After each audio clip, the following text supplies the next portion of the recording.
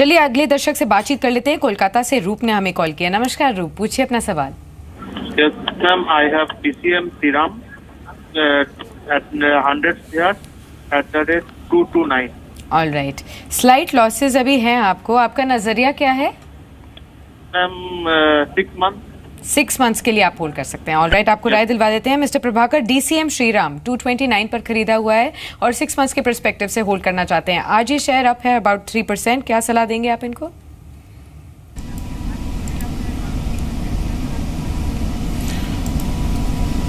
The stock has been rising for almost 5 months. After that, we have seen some correction. So now after 5 months of rally, 1 to 2 months of correction is possible. But this is a stock which is showing lot of strength if you are a long-term person. So I have a target of 350 rupees. And once the stock trades above 252, there is a clear view that it is in an uptrend, but how much it will correct at this point of time will be bit difficult. So if in case you can extend your time frame, I think I will suggest you to hold, and once it crosses 252 you can add on more position, because that is where the stock will show strength. You have to buy more when the strength is there in the stock, and I have 350 as a target. जी, चलिए आपको 350 रुपये के target दिए जा रहे हैं, लेकिन हाँ थोड़ा होल्ड करें क्योंकि एक बड़ा रनअप आ भी चुका है और अभी तेजी में भी है। दिलशाद से बातचीत करते हैं, पटना में मौजूद हैं। दिलशाद जी नमस्कार। जी sir, good morning. Morning Dilshad ji, क्या सवाल आपका, पूछिए। जी सर, मैं एक्चुअली सर 100 शेयर फाइजर का रखा हूँ since 2014 at the rate of 1350. Okay, and my view is long term, what to do right now, चलिए अच्छे मुनाफे either to पर, continue or to shift to other skips. Okay अच्छे मुनाफे पर हैं, अच्छी कंपनी को भी आपने चुना है। इनका सवाल विकास एक तो फाइजर को लेकर है, करीब 1300 रुपये के भाव पे खरीदारी है, 100 शेयर हैं। और थोड़ी देर पहले हम एक दर्शक से बात कर रहे तो उनका सवाल सेटको ऑटो को लेकर था, करीब 200 शेयर हैं और 50 रुपये के भाव पर हैं। इन दोनों शेयरों पर अगर आप राय दे पाए ज़्यादा बेहतर होगा। देखिए, जहां तक फाइजर का सवाल है, एक बहुत अच्छी कंपनी है और इन्होंने बहुत अच्छे लेवल्स पे इस पे स्टॉक को लेके रखा है। हालांकि स्टॉक ने अपने हाईज कुछ 2700 रुपए के टच किए थे, उसके बाद से काफी अच्छा करेक्शन भी हो चुका है, जो कि in line with other stocks in the pharma space है। बट मुझे लगता है कि मुनाफे में बैठे हैं, बट यहाँ से भी अगर ये लंबी अवधि के लिए इस स्टॉक में बने रहेंगे तो वापस से वो जो पुराने हाईज है वो देखने को मिल सकता है। तो I would recommend a hold on the stock. और जो दूसरा स्टॉक की बात करी आपने, सेटको ऑटोमोटिव, निवेशक ने कुछ 50 रुपए में लिया था आपका जब मैं सवाल सुन रहा था, तो अभी थोड़ा नुकसान है। मैं सेक्टर पे बहुत ही बुलिश हूं, बट अगर लंबी अवधि का नजरिया तो मेरी राय में जो दूसरे क्वालिटी ऑटो कंपोनेंट कंपनीज है, जैसे मदरसन सुमी है या फिर आपके प्रिकॉल है, फिर सुप्रजीत इंजीनियरिंग है, इस तरह की कंपनियों में अगर निवेशित रहेंगे तो वहां से ज्यादा मुनाफा मिलने की उम्मीद रहेगी। तो I would recommend a sale on that stock and switch to one of these companies. जी बिल्कुल। चलिए, तो दोनों ही शेयर्स पर आपको राय भी मिल चुकी है, लेकिन ओवर द वीकेंड हमने एक बहुत ही बड़ी डेवलपमेंट देखी। आरबीआई के नए गवर्नर उर्जित पटेल नियुक्त हो चुके हैं और ऐसे में बैंकिंग इंडस्ट्री का क्या मानना है? एसबीआई के पूर्व चेयरमैन प्रदीप चौधरी ने आरबीआई से सीआरआर में कमी की मांग की है और तभी बैंक दरों में कटौती करेंगे। साथ ही उनका मानना है कि उर्जित पटेल का आना एक काफी अच्छी बात है। इन्फ्लेशन किसी को पसंद नहीं है, पर इन्फ्लेशन को रोकने के लिए दो उपाय हैं। एक है कि डिमांड को रोकिए और दूसरा है कि सप्लाई को बढ़ाइए। तो रघुराम राजन साहब का जो स्टांस था वो है डिमांड को रोकिए। रिपो रेट पे हाफ ट्रूथ कहते हैं। पहले इन्होंने रिपो रेट 75 बेसिस पॉइंट 0.75% बढ़ा दिया, फिर 1.5% 1.5% कम किया, तो नेट कितना कम हुआ? नेट तो हुआ 0.75%, यानी 75 बेसिस पॉइंट। पर हर मंच पे कहते हैं मैंने 150 पॉइंट कम कर दी। तो हाफ ट्रूथ्स ना बोले, फुल ट्रूथ्स बोले। और रिपो रेट से ज्यादा इफेक्टिव है सीआरआर कट। तो लिक्विडिटी पे क्या इनका स्टांस रहता है, दैट विल डिटरमाइन कि देश में जो है लेंडिंग रेट्स कम होंगे या नहीं। साथ ही साथ एसबीआई के पूर्व चेयरमैन प्रदीप चौधरी के मुताबिक बैंकों के एनपीए दूर करने का तरीका सही नहीं है। उन्होंने कहा कि एनपीए के मोर्चे पर रघुराम राजन ने कुछ भी नहीं किया। ये एसोसिएट बैंक एसबीआई से मर्ज हो रहे हैं। सैकड़ों अकाउंट हैं जो कि एसबीआई में सबस्टैंडर्ड है और एसोसिएट बैंक में स्टैंडर्ड है। तो क्या किया इन्होंने? यूनिफॉर्म क्यों नहीं किया? कि भाई बड़े अकाउंट्स जो हैं वो सारे बैंकों में एक मिनिमम प्रोविजनिंग होनी चाहिए। ये क्यों नहीं किया? सिर्फ दिखावा किया है, काम का जिक्र किया है, काम नहीं किया। और मैं अभी भी कहता हूं कि banking supervision is the weakest link in RBI. Half hearted है और सिर्फ शो के लिए था। पावर इंडस्ट्री की हालत ऐसी है कि दाम ही नहीं मिल रहा है, फिनिश प्रोडक्ट की कॉस्ट रॉ मटेरियल से कम हो गई है। जी बिल्कुल, तो आप सुन रहे थे पूर्व एसबीआई चेयरमैन प्रदीप चौधरी को, जिनका मानना है कि आरबीआई ने अभी तक एनपीएस के इशू को ठीक तरीके से नहीं देखा है। खासतौर पर जो स्ट्रेस सेक्टर्स हैं जैसे कि पावर है, उनकी प्रॉब्लम्स को सुलझाना भी बहुत ही ज़रूरी है। चलिए लेकिन आगे बढ़ते हैं और कुछ और दर्शकों से बातचीत कर लेते हैं। असम से शिव सागर अब हमारे साथ जुड़े हैं फोन लाइन पर। नमस्कार शिव सागर जी, पूछिए अपना सवाल। हेलो जी पूछिए। हेलो जी शिव सागर, हम सुन पा रहे हैं आपको, आप पूछिए अपना सवाल।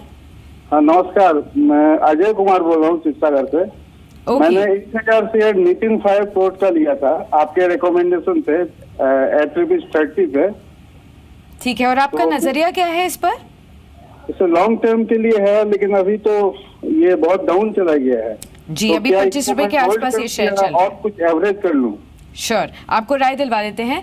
मिस्टर प्रभाकर, 30 रुपए के भाव पर नितिन फायर के इन्होंने 10,000 शेयर्स खरीदे थे, फिलहाल 25 पर है और कुछ नुकसान इनको जरूर हो रहा है, लेकिन लंबी अवधि का नजरिया है, क्या यहाँ पर ही निवेशित रहना सही सलाह होगी?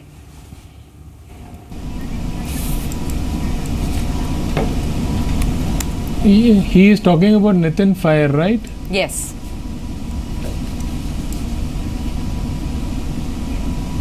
Yeah, no, this stock has been moving down, and I think see, so a few times if you are an investor or a trader, there are a few decisions which go wrong. I think this also is not a stock to be holding on, so I think we have to exit even if it is a loss, get on to a better stock. The stock has been correcting for a very long time. Now it has made a high of 59 rupees 85 paisa. From there it has been correcting, and month on month basis also there are losses. In this month itself, when the market is almost flat, the stock has corrected 13%. So there is a pullback. So use rallies to reduce. No, don't think about recovering your cost. Even 5% 10% loss is okay, but at least you get down to a better stock so that we recover this loss also. Whatever loss we have made, we recover using the next stock. जी, तो आपको राय दी गई Nitin fire को लेकर कि आपको कोई भी तेजी मिलती है तो आप निकल सकते हैं। वैसे बीते सत्रों में करीब 12% के आसपास का उछाल देखने को मिला था, तो अगर कोई भी ऐसा पुल बैक मिलता है, कोई तेजी आती है, तो आप यहाँ से निकल सकते हैं।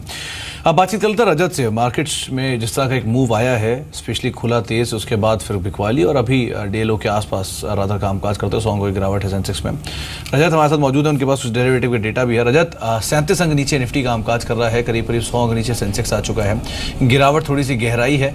जिस रेंज की हम बात करते थे पिछले हफ्ते, वो रेंज टूटी है और अब डाउनवर्ड साइड पे टूटी है। आपके आंकड़ों में कितना बदलाव हुआ है? मेरे हिसाब से 100 से 150 पॉइंट का एक दायरा था जो एक्सपायरी तक इसमें बाजार और ट्रेडर्स लेके चल रहे थे। देखिए पिछले हफ्ते की जो एक दायरा था वो उससे पिछले हफ्ते से बहुत छोटा था, यानी कि रेंज स्क्वीज होती चली जा रही है और यही पैटर्न हो सकता है कि एक्सपायरी तक कंटिन्यू रहे। 8600 जब तक होल्ड कर जाते हैं, 85 से 8600 तब तक कोई दिक्कत की बात है नहीं। आज बाजार पे ऊपरी से ऊपर दबाव इसलिए क्योंकि लगातार ट्रेडर्स कोई भी अपॉर्चुनिटी मिल रही है, तो इस सीरीज़ की जो स्ट्राइक्स है 8700 8750 अब राइटिंग होनी शुरू हो गई है।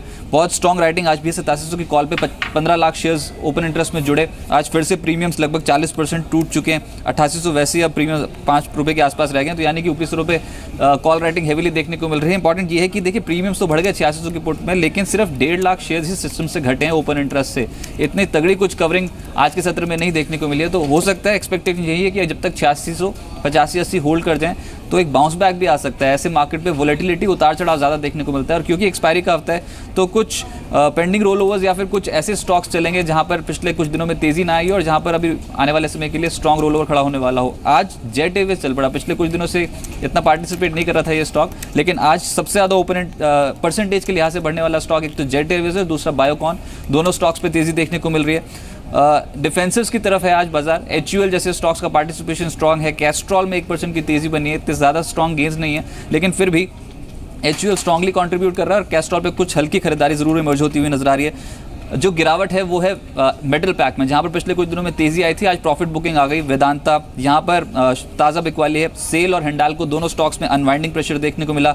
टू व्हीलर स्टॉक्स, ये स्टॉक्स टूट गए आज के सत्र में, जो पिछले कुछ दिनों से आउट परफॉर्म कर रहे थे। टीवीएस मोटर, हीरो मोटोकॉर्प जैसे स्टॉक्स पे मुनाफा वसूली देखने को मिली। और कंज्यूमर ड्यूरेबल स्पेस में वोल्टास और ऑयल एंड गैस स्पेस में केन और पेट्रोनेट, ये कुछ ऐसे स्टॉक्स हैं जहां पर आज ट्रेडर्स नेगेटिव बायस के साथ ट्रेडिंग कर रहे हैं।